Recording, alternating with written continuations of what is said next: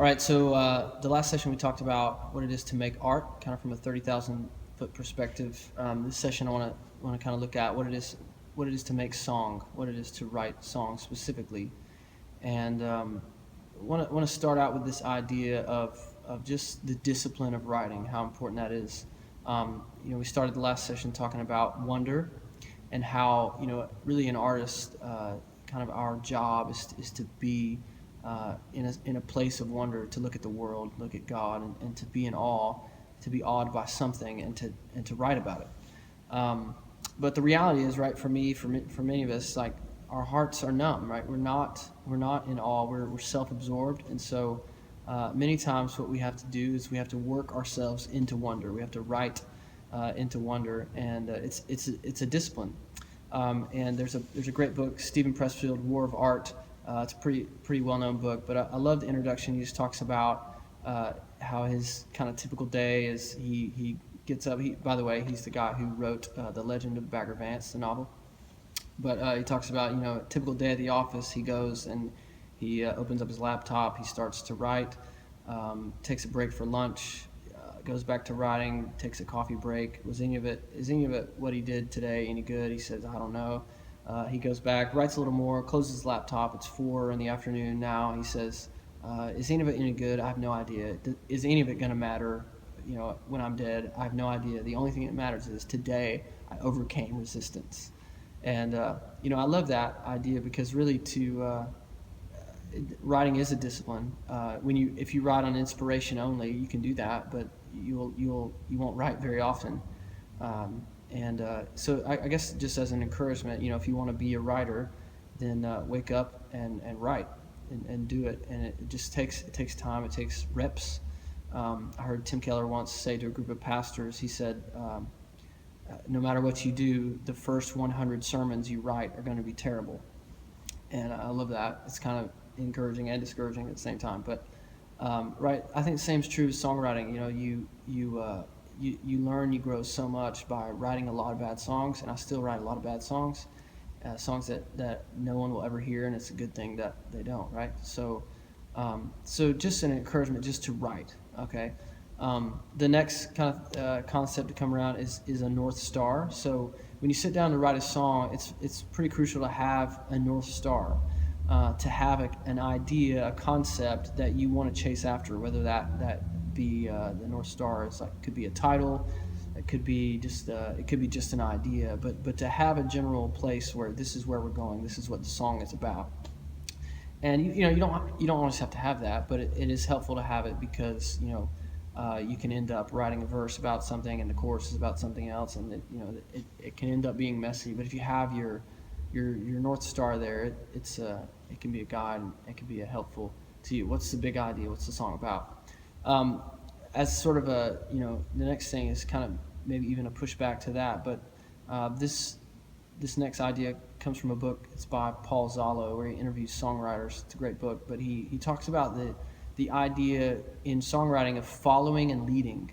So, and this really could apply to various art forms, but there needs to be sort of a dance between following and leading. So when you're writing a song, there's a sense in which you're following your heart, right? You're flowing, or you're just in this zone where you're just creating. You're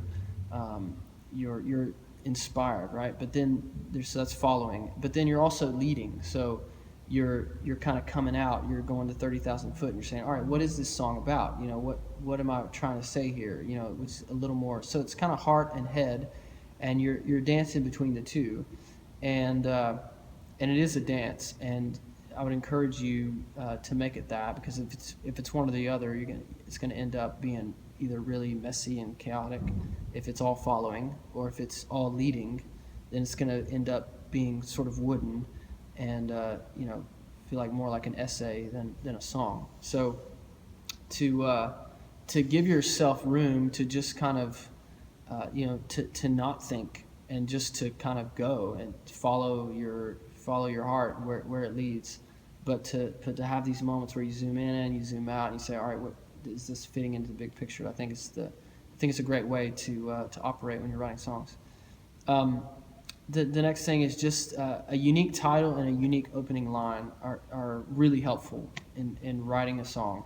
A lot of times when you see a title, that is what either draws you in to click play or not, is the title of the song. If the title looks really interesting and kind of odd, and it maybe you could do too odd of a title, but something that kind of draws you in. The opening line is really crucial to kind of hook you in as a listener. To open, you can open with a question, open with something that is, there's intrigue there, and it keeps you there. The next idea, when in songwriting, is a good thing to do is to have ammunition. I guess I call it that, but just when you sit down to write a song, maybe you have a North Star concept you want to write about. Sometimes when I do this, I'll have an idea, and then I'll spend like a week or two or more just kind of compiling quotes and ideas, and I'll read a book on the topic maybe, or something, and just so I have ammunition, so I have things to work from in terms of especially lyrics, like writing the song itself. It's really, really helpful. So using another idea that's helpful in songwriting is metaphors. It kind of goes back to the last session when we talked about the transfiguration of the commonplace. Using metaphors is so crucial in songwriting. It helps us stay awake as people. It helps us remember the wildness of the world we're in. A metaphor is basically a lie that helps us know what the truth is, right? It's you're saying this thing is like this, or this thing is this, but it's really not that, but it helps you understand it better. And so to use metaphors, your love is a hurricane, I'm a tree, to reach for new ways, fresh ways to achieve the transfiguration of the commonplace, right? For people, for whether it be you're writing a song about God's love, to reach to say that in new ways, in fresh ways, in ways that grip the heart, that grab the heart. Metaphors are crucial. Obviously, this next one, rhymes. I mean, it's pretty obvious that in song, you want there to be a rhyme scheme of some sort, there's good ways to do that and bad ways to do it. If you if it's too rhymey, then it can sound sort of Dr. Seuss like.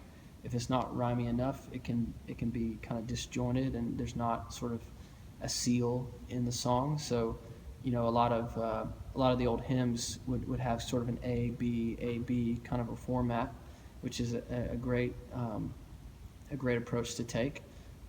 It kind of separates the rhyming line by line, so that there's some space, so that when you do hear a rhyme, it kind of brings you back. Again, it's the kind of mystery and clarity kind of balance and dynamic there.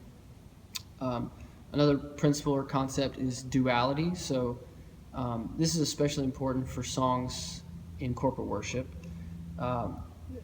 Right? Good lyrics will have this idea of duality. So there's a double meaning in the lyric. So there's the surface meaning that you get, but there's a deeper or a different meaning that you can also draw from it. And that it's really crucial in corporate worship, because in that specific genre of songwriting, you have to there almost has to be a surface level connection, right? Because you're trying to achieve a moment of connectedness, a moment of worship for people in the congregation. So it's not like maybe other song or art forms where it can be extremely mysterious at the start.